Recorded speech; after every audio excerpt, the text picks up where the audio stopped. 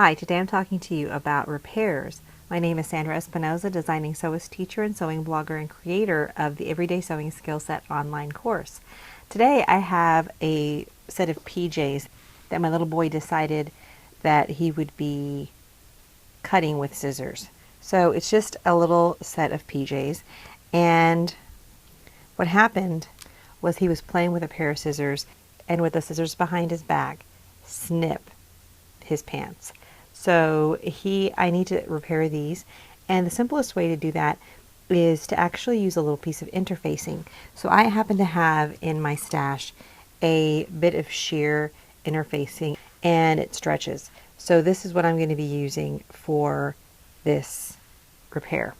Now I will put the soft side. If you feel your interfacing, you might have a soft side and you might have a rough side. So I'll place the rough side right onto the pants so that the smooth side is against his body. So I'll just pin this in place and then we'll move on to the repair. Okay, so I have a universal needle here on my machine.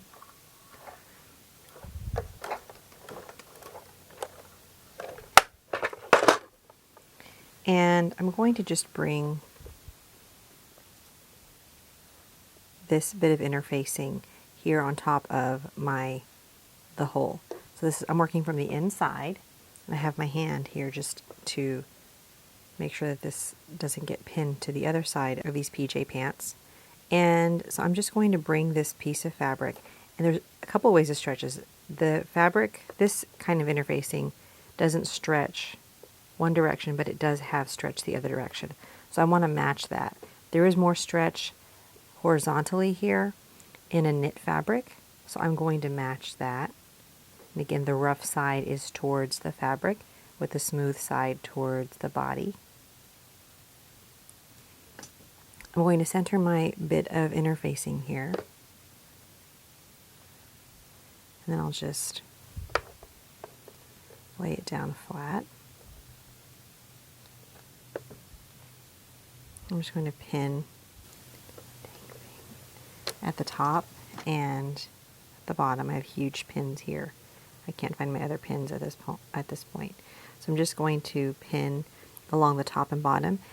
I'll use a zigzag stitch to bring these cut edges together, but I am first going to use a set of straight stitches just to get these edges onto the interfacing below, and then I'll actually do the zigzag stitch. So I'll use a standard stitch length. I have about a 3mm stitch length here, and I just want to make sure that I only have the interfacing and the fabric itself.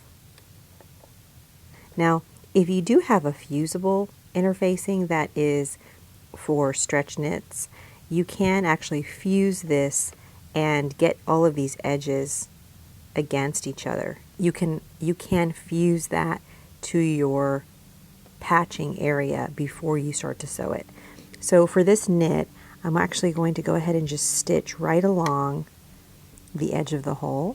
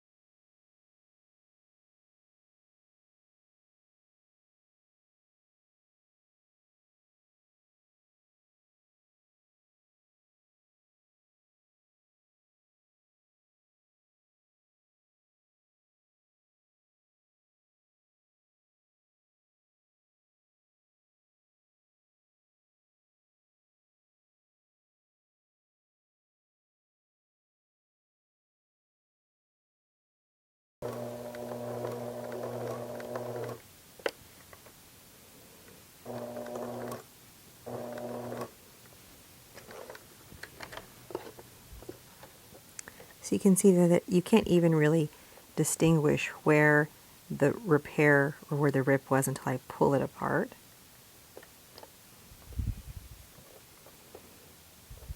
I'll remove this upper pin. And I'm just going to start to bring these other edges together.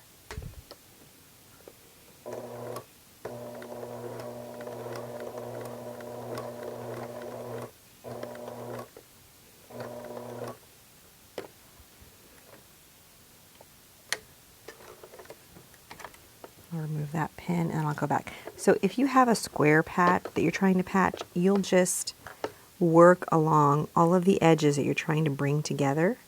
In this case, it's a V-shaped snip.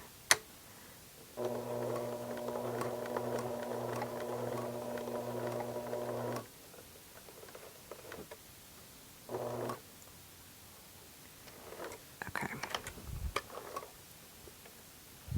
Be careful when you're pulling the fabric out of from underneath your foot, because you don't want to stretch something that you're trying to repair. So I have stitched along all of the edges there, and now I'm actually going to go through and do the zigzag stitching, but I do want to clip my threads.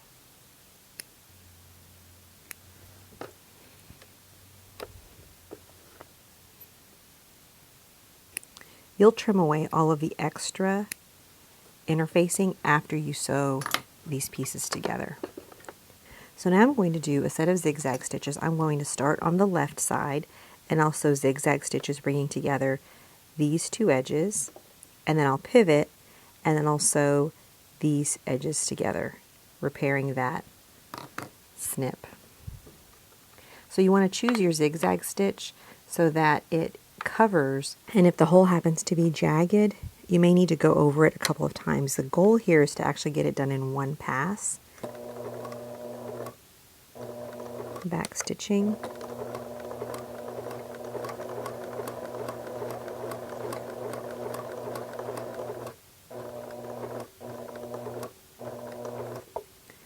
And then I'm going to pivot.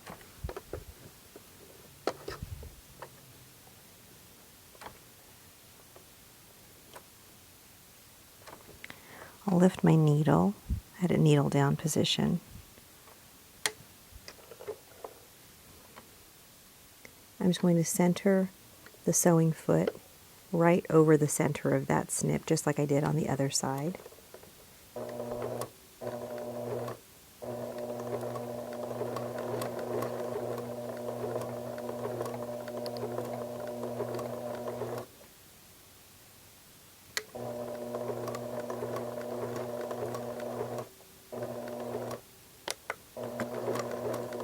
And then just back stitching. Again, you don't want to pull on those pieces. So you can see how I've brought those together, and you do want to snip away as close as you can to your thread. You'll see there that this interfacing had folded up, and it did that when I had sewn the first set of stitches. So I should have left my pin in place, but this is okay. It actually won't fray here at the bottom edge, so that's probably a good thing. But I do want to go ahead and trim away all the rest of this, and I'll keep about a centimeter or about 1/4 of an inch away from the edge of the stitching.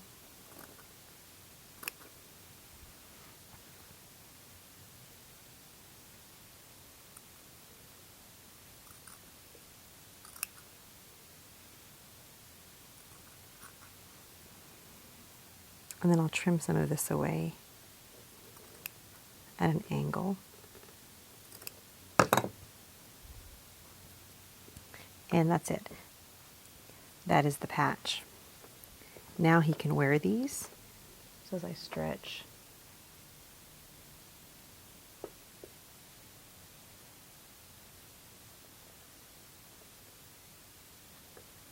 and the patch is done.